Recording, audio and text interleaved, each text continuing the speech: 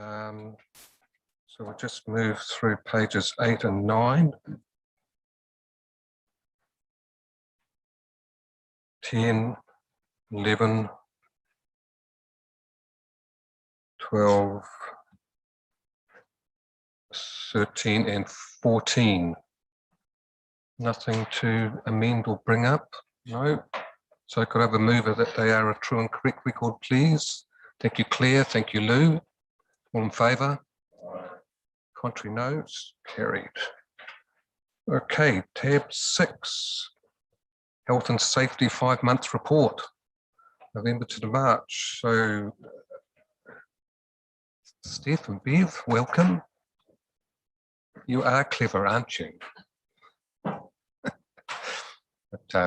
please. Kia ora koutou. As always, lovely to be here, to be presenting our report to you. This is a little bit of a special report because it does include the KPMG Safe Plus assessment report, which was undertaken in February. Yes. February. And it is included as part of our normal report. Just so that you're aware, this report, the KPMG Safe Plus report, will also be going to the Audit and Risk Committee next month. So, yeah, I mean, whilst external expertise reporting is fantastic, and it's really good to see that we have moved up to effective, we're also really thrilled to have our staff feedback to us that we are doing okay as well. I think in some respects it was almost more rewarding than the Safe Plus assessment. As you'll see there down the bottom of page 1, you know, we had 80% of staff agree or strongly agree with the health and safety questions or assertions which were included in the staff engagement survey. So really nice to get that acknowledgement from staff that we're doing okay. But I must say that the KPMG Safe Plus report, really, again, we took it on board, some fantastic feedback in there, some really good opportunities for improvement, and also showing that, as Garth has said, the assessor, you know, this is now about embedding and developing more what has been put in place as a result of the 2018 Safe Plus assessment. So overall, we're pretty pleased with where we've got to. So I will take it as read. I'm happy to go through, well, Bev and I are happy to go through any part of the report you may wish, or to go through the individual KPMG report. We'll leave it over to you to let us know. Okay, Ken? Yeah, just through the chair, can I just say, look, Steph, the greatest respect, I think you've undersold the KPMG report, because I was really chuffed when I saw this come through. You know, I wouldn't underestimate you know, the fact that we have gone up to effective. I think that's a fantastic endorsement from KPMG, and I think about all of those improvement actions, and you know, the vast majority of them are addressed. So yeah, so don't undersell it, is what I would say through the through the chair. Yeah, I think it's a fantastic effort from you and your team. Yeah, thanks, Ken. And I totally agree. Do I have any questions for Bev and Steph? Claire? Yeah, thanks. Congratulations. Yeah, it's an amazing outcome considering the journey that's been travelled over the last few years. I did have a good read of the KPMG assessment, and there were a few things that I disagreed with, actually. So I'm not disagreeing with the practices that you are undertaking or anything, or wanting to undermine your good work. So on page 29 of our agenda, and I think that's page 9 of the report, there's a bit of a discussion about the need for lead and lag indicators. Yes. Yes. So I really value both. Okay. Because you know, they're saying that a lot of the incident data, you know, it's not really actually providing much value by way of practices and things like that. But from a governance point of view, we are very interested in that, and we also really value the lead indicators too. I mean, I guess there might be some, like I think when we chose the lead indicators, we weren't really sure, if we had the best ones, and I guess that could be an evolving thing. But both sides of the coin, I think, are important from a governance point of view to be able to see. Yeah. So I wouldn't want to lose them. Yeah. I thought they were good to have there, definitely. And then the other thing I disagreed with was to do with the driving risks, which was on page 11 of the report. The opportunity for improvement is number 11, is provide driver competency training. Yeah, I mean, I like it might be good to have driver competency training, but from a cost saving perspective, like that could add quite a bit of cost to our operation. I mean, surely it would be better to have a regular review of like the GPS data that we, council is now collecting, so we do know which drivers, I guess, aren't following the rules and things like that. I mean, that gives you a pretty clear picture, and then maybe target them, for particular, I don't know, programs or counselling or something. I don't know, some sort of punishment. Yeah. So I just felt that some of the suggestions, probably I wondered how practical they were, and that I would like to see cost-effective measures taken, given that we do get pretty good data on driver, I suppose, practices. Look, thank you. It's we are, so on the first one on lead and lag and the reports that we give to you guys, that's something that Steph and I will be looking at as well on the information that we do provide you, whether it is the right information. And I think it was about 18 months ago we came to you and said, is this the type of report that you wanted? And you all agree. So maybe it's time now to look and say, okay, so what do you require?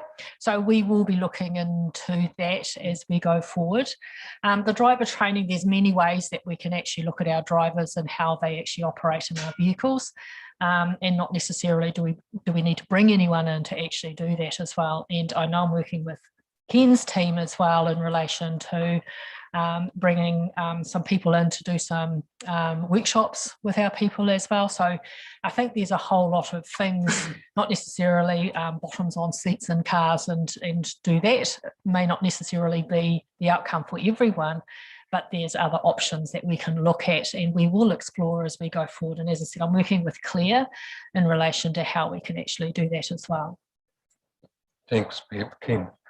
So thanks for that, Bev. So I was going to say actually, so we have just signed up for and I can't remember exactly how many we were looking to put through it, but I think off the top of my head it was about 40 to 60 people through a product called Fleet Coach, and Fleet Coach is basically at your desk on a computer screen, basically driver safety type program. So picking up on all sorts of defensive driving type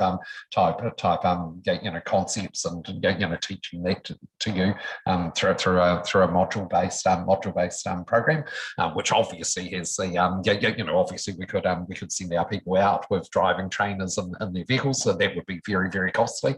This is a very cost efficient tool that a number of councils around us have utilised, and we've had some fantastic feedback from them and in terms of the learning that their staff members have had. So so we're just about to roll that out. Like I say, I think the first tranche is about 40 to 60 people.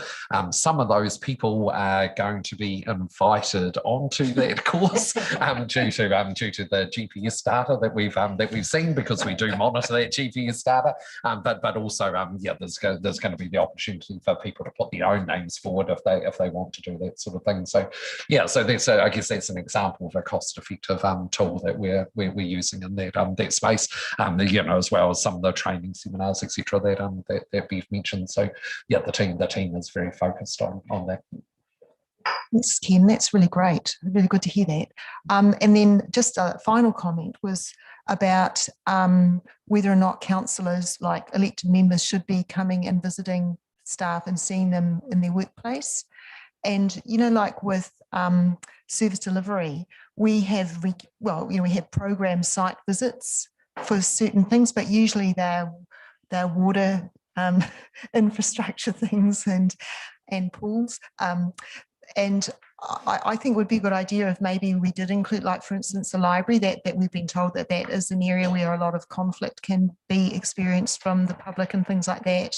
Yeah, so I would be open to having a wider range of site visits than simply those infrastructure projects, if it was appropriate. Thank you, Councillor Zapier. I think we spoke at a previous meeting about some of you actually going and meeting up with some of the library teams, and certainly some of the teams that were experiencing some aggressive behaviours towards them. And I'm pretty sure somebody said that they were going to cook some muffins to take. Yeah, thank you, Susan. We need a date to work towards, because otherwise the muffins wouldn't be fresh. All right, no, I definitely hear you. And what Bev and I will do is make a note of that and maybe draw up some sort of plan, and then again present it to you to see if that's what you'd be keen to do. Thanks for that. Hazel, you have a question. I always love reading your reports, but the best page of all was the decluttering of simple rules. And I thought, Hallelujah. sometimes I think the whole outfit could do with decluttering of simple rules. But that and your explanation that goes into there is just spot on, and I wish you well. Because I think what I think is in trying to understand health and safety is that it's so full of so many sentences and so many words, and you lose the essence of what the hell it is you're meant to do by the time they get to the end of it. And so I look forward to that. And it just shows the marvelous attitude that you've got towards this, to actually say this is nonsense. Thank you. Thank you, Councillor Barnes. I think it was Garth that actually said we're overdoing the written content, but our wording here was this is a great opportunity for improvement. Absolutely hear it, take it on board, and also just to make sure that the audience that we're writing for or talking to can understand what we're saying. So let's just make it as simple as possible. So really like that one.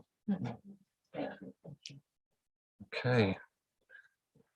There's no further queries. We'll let you go, but I just think it's fantastic to see this area progressing as it should, and that it is, and it's also just brilliant that the staff have got, but they seem to have got the idea, don't they? And that they're feeling safe in their workplaces. And yeah, congratulations, very well done.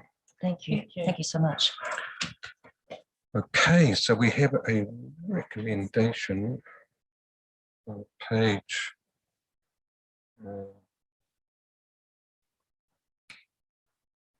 18, a report that the Health and Safety 5-month report be received. Do I have a thanks, Claire and Mike, all in favour?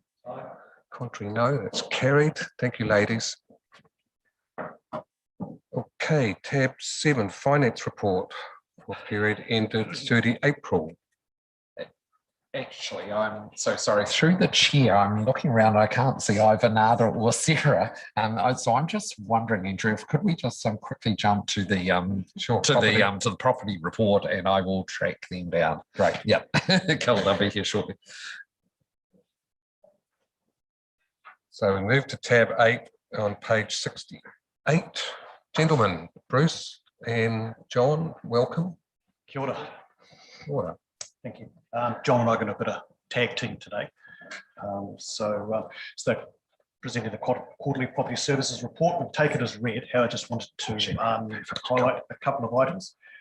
Firstly, we've previously advised the committee that the 36 hectares of Parongia forest was going to be harvested March to June of this year. However, that has been delayed and is now going to be undertaken November to February.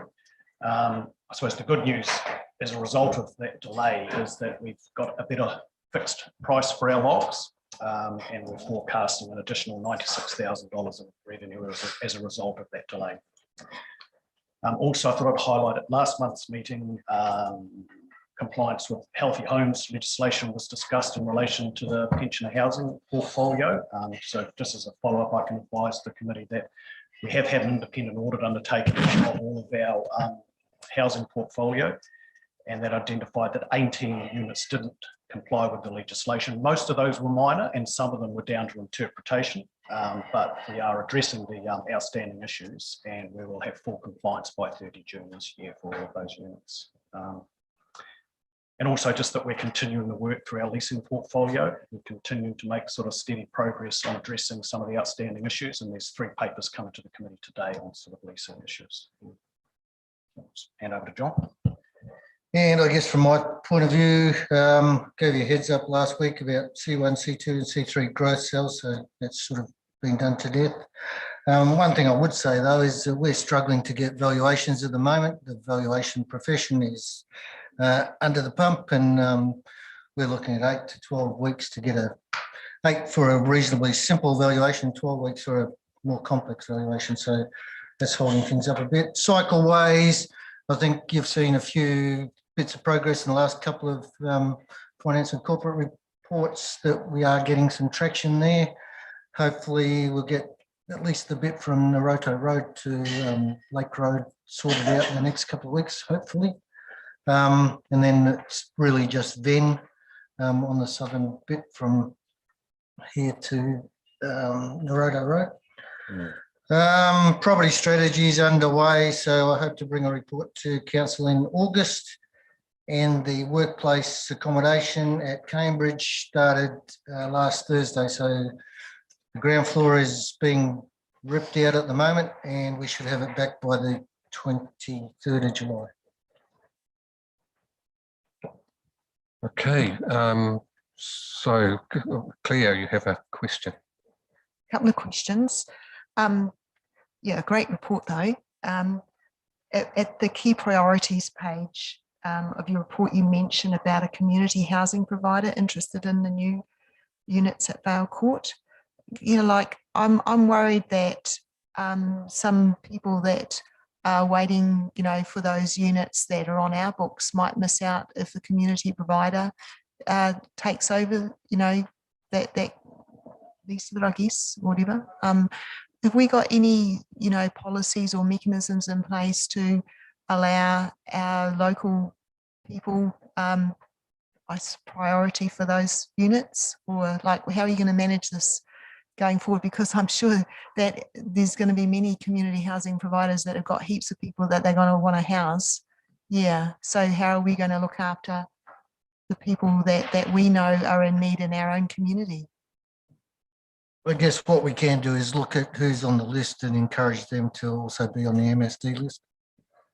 And they may well be on the MSD list as well as ours, because I know some are on a number of, you know, some are on South Waikato's and Napier, and so they're on a number of lists. So we'll certainly take that on board, and it will be an issue if they're not on the MSD list and we go down that path, because yeah, you can't go from having a property as well to go to MSD and say you haven't got a property to get on to the IRRS income as well. So they're the things that we need to nut out. As I presume we'll bring a report to the elderly housing working group prior to coming to council once we get a bit further down the road on that.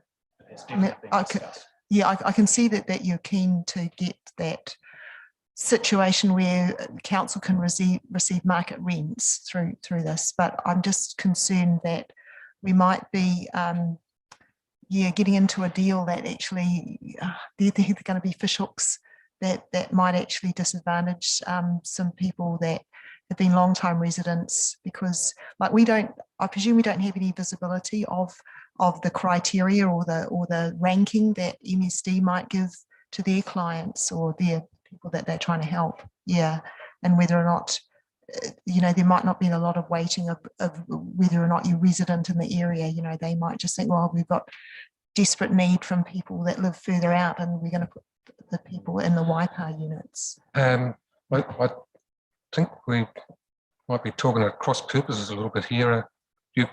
Your negotiations with a community housing provider was simply about that site in Cambridge at Vale Court. It's not about our portfolio or anything, is it? Yeah, no, it's only about those 10 new units that we're proposing at Vale Court.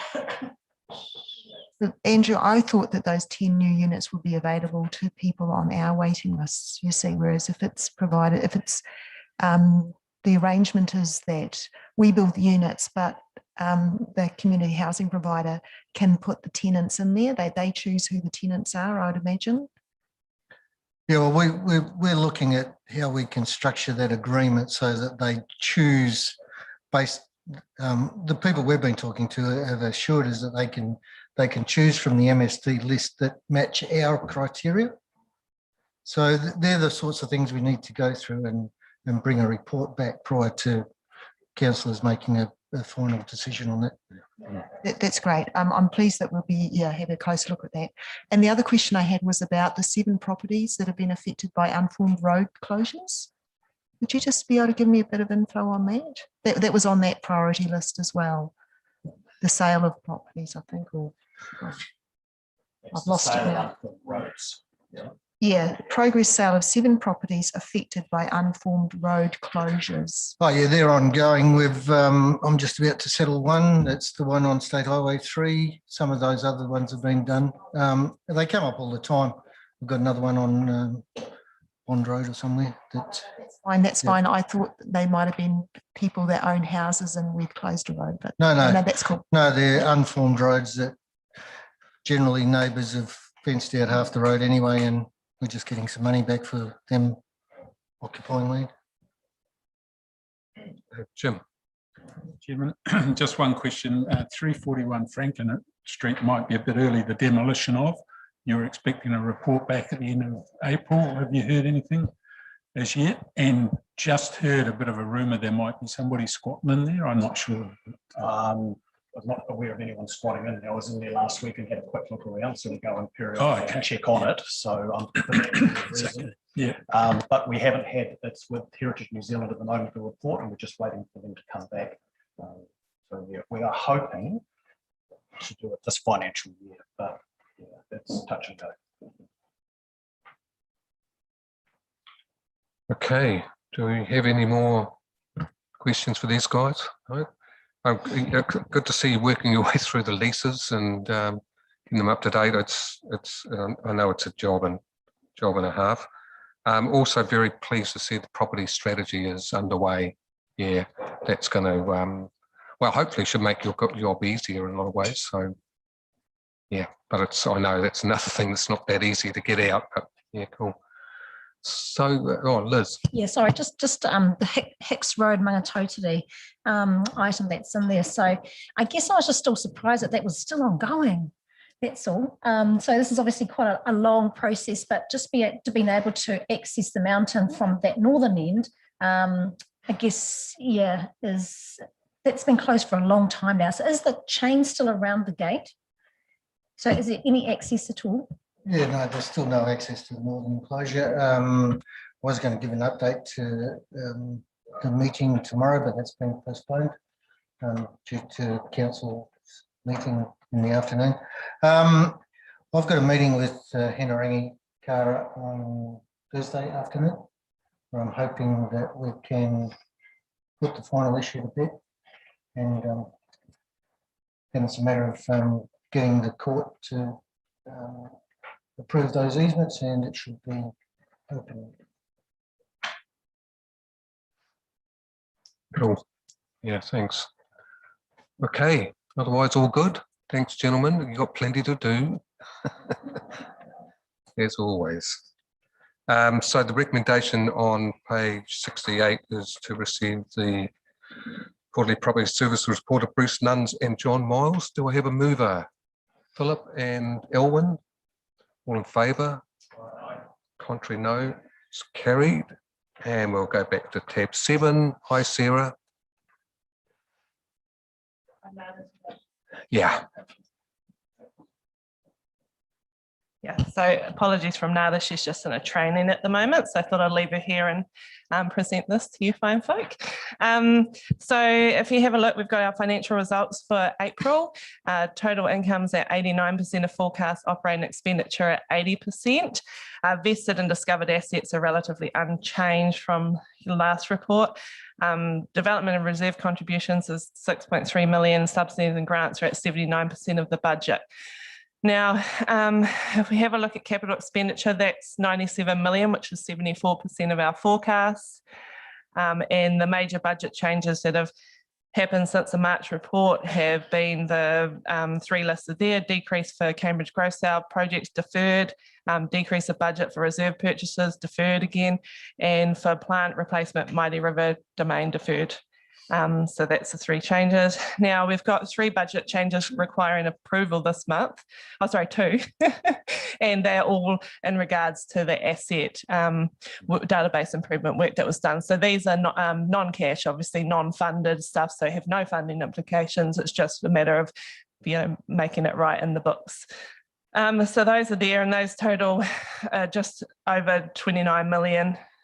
And then if we go to our key risk indicator report, we have some good news there. We've got, again, very similar issues that we talked about last month. We've got, you know, our budget versus actual variance shows it's been red, and that's mostly because obviously that's our budget figure from our annual plan, and we've reforecast, so we know about that.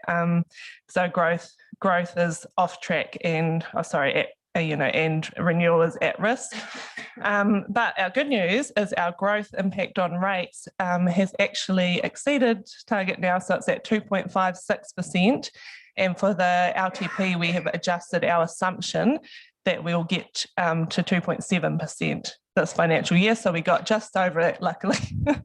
So obviously a really slight positive rates benefit there, but Yeah. Then our rates for the year, so there's a balance outstanding of 13.9 million after the billing of the final instalment, and then we've got water rates due of 1.39 million, and of that 1.39 million, about 1.3 is actually current invoices. So yeah, that's me. So any questions? Any questions? Clear. Yeah, just to help to understand the big changes in budget because of those database improvements. So by the look of it, those alterations in asset write-offs, that it looks like they're into this year's expenses. So it isn't it didn't seem to me like it was a non-cash item. Yeah. So it is an expenditure. So it goes into other expenses because it's obviously when you write off assets, there is a cost there. The one side of it's reducing the asset value, one side of it's increasing expenditure.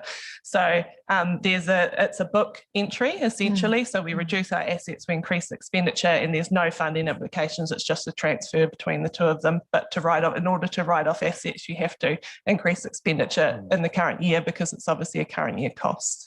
Yeah. And I guess there's a very small funding implication, and that there's a little bit less depreciation expense on those assets, and it's just come about because of the work you've done making sure that everything is real and yes, and when I bring the revaluations back to you, and I think that comes maybe next month, you'll see there's a noticeable impact on our database verification numbers. So we've got very, very, very solid numbers this year, which I'm pretty happy with.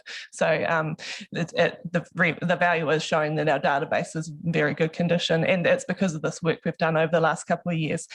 Just to get really complicated, we actually did, when you bring in assets, so we did write off some and bring in some, but a lot of the assets we were bringing in because it was base course and sub base were very old, and so we have to write those down with accounting standards. You have to write them down based on age, and so they'll come in at $1 where they'll be revalued during the valuation at higher amounts, but because of how things work in the rules, we have to bring them in at zero value, but yeah, $1 or a cent. Yeah. And the quantum of those adjustments in the database also, like, is that reasonable? Like, we don't know what sort of percentage it is. Like, is it a sign that our records weren't very good, or like, are you really happy with the level of write-offs, and it's just pretty much standard practice? There's no sort of red flags or anything. No, it is standard practice, and over the last few years we've been bringing in a lot more than we've been disposing of, but that's just dependent on the class of assets. So it just happened we left base course and sub base till last because we knew it had didn't have much of an impact on because as we were adding things, we were removing them. So we knew on total network, it was very minor, the changes. So from a length of network or quantity of asset we removed, it wasn't that major. Our total asset value on the books, I think as of last year, was almost 1.8 billion. So it is very low percentage wise. But again, like I said, we had things brought in, but because of the rules, we've had to bring them in at $1 or a cent when they get revalued. So if we were bringing them in at what the market value was, it would obviously have been much higher. Yeah, or the market cost essentially. Just got one other question. It was to do with the development and reserve contributions, which is reported as 6.3 million, but it doesn't give us any context whether or not that's higher or lower. And given that you've said that we've got runaway growth at the moment, I'm presuming that it's higher than forecast. So if you have a look at page 62 of the agenda, so you have to add two lines together, but our forecast is around 8 million. So the majority of that, and we do often get stuff come in right at the end of the year as developers time it to get the current year's DC. Yeah. So that's it. And just back to the database improvement, sorry for a second, like I said, when you get the revaluation, so our database is very good condition even prior to all these improvements, and I think we only had one, so all our all our database conditions are rated in the A's this year, and this is the first time we've had them other than I think Footpass, which was a B-. So I'm very proud of the work, and that's having a dedicated asset accountant to be able to spend some time to do this. Just a follow-up question on that then.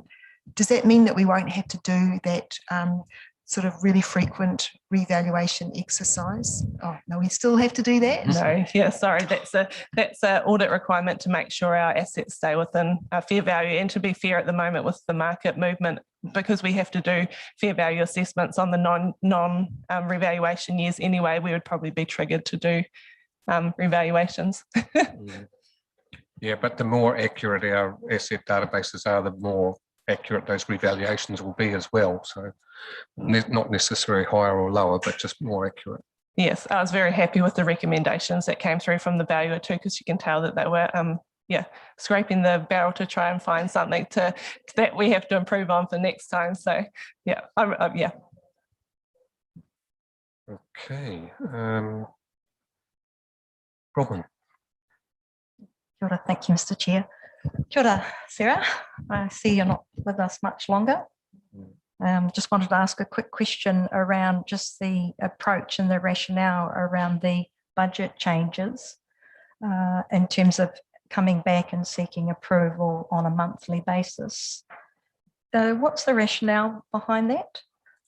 So that's what we have to do in regards to delegations. So our financial delegations, there's a section, I don't want to read it just in case we get slightly wrong, but anything above 250,000, particularly if new budget has to come to council to be signed off. So we bring that through on a monthly basis as regularly as we can. So they have to be approved in order for the budget change to be, go into forecast essentially. Okay, so, and thank you for that. So when you get to the final year and you do your explanations in terms of the variances to the budget, are they inclusive of these amendments? So at annual report time, through the chair, we have to do the variation compared to annual plan budget. So no, unfortunately, we have to explain all of those regardless of whether we've had a forecast change. But the forecasting process is obviously extremely important for a number of reasons. So, elected members know what's going on. So, we know cash flow, all that sort of thing. So No, that's fine. That's exactly what I would have expected, that the explanation to variance to budget is on the original and not these amended corrections that you're taking up to council. Kia ora, thank you very much for that. Thank you. Okay, do we have any? No, everyone's happy by the looks. Thanks, Sarah. So the recommendation is on page 2 and page 56 and 57. That's A and B, and B, of course, includes all of those database improvements. So thank you, Roger. And a seconder. Thanks, Jim. All in favour? Contrary, no. It's carried. And thanks very much. We'll see you again next month, I take it. in a minute. Oh, in a minute. We'll see you again very soon then, yeah. Okay, so tab 9, new community lease. Through you, Mr. Chair, I probably have to declare an interest in that as patron of the club. I should perhaps set aside. Okay, I don't think you probably need to leave the room, Lou, but perhaps if you refrain from, thanks. Hi, Bruce and Carol, how are you doing? Kia ora koutou. In regards to the new community lease to the Tiamoutu Rugby Sports and Recreation Club, take the paper as read, but to summarise the key points, the lease to the club has expired and we are proposing to grant a new community lease to the club. The club is on Albert Park, all of which is vested in council and classified as recreation reserve. The club has been at its current location for about 30 years and is well established there. It owns its own buildings and it would like to enter into a new lease. Is there any questions? Roman, and then Liz. Oh, kia ora, Carol. Kia ora, Bruce. Yeah, I suppose I was just interested in historically if they've been there for 30 odd years, assuming we would have had 6 5-year leases. And why would we potentially look at a 5-year lease? Is there something that would speak to us leasing for a longer term, given the length of tenure? It's actually 3 rights of renewal. So it's 5-year term with 2 rights of renewal. So it's a 15-year lease. So it really is a fifth. Okay, so they have the right to renew it, and that's based on our standard community leasing policy. Yeah. So we enter into 5 + 5 + 5 leases with our community leases. Okay, so this is probably the third lease then. Okay, that helps. Kia ora, thank you.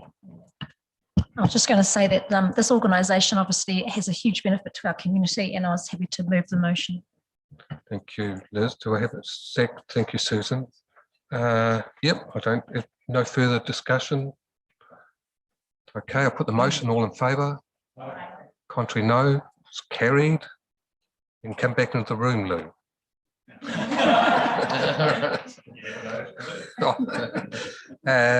Tab 10, variation of community lease to Cambridge Model Engineering Society. Okay, again, take the paper as read, but the key points, the Leamington domain is vested in council and classified recreation reserve. The club operates miniature ride-on trains on the domain. They have train and ride car storage in the tunnel on the domain, but wanted additional storage to house further trains and ride cars. And we are seeking approval to vary the lease to increase the leased area to provide that additional storage space. Okay, any questions or comments? Or Great situation, not a problem. okay that. That's an amazing.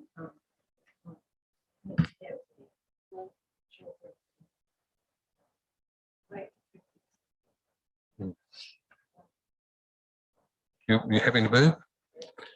Thank you. Do I have a seconder? Thanks, Mike. We'd better approve this one because, as I understand, it's a little bit. No, that's all good. I'll put the motion. All in favour? Contrary, no. It's carried. Thank you, ladies and gentlemen. That's brilliant. Okay.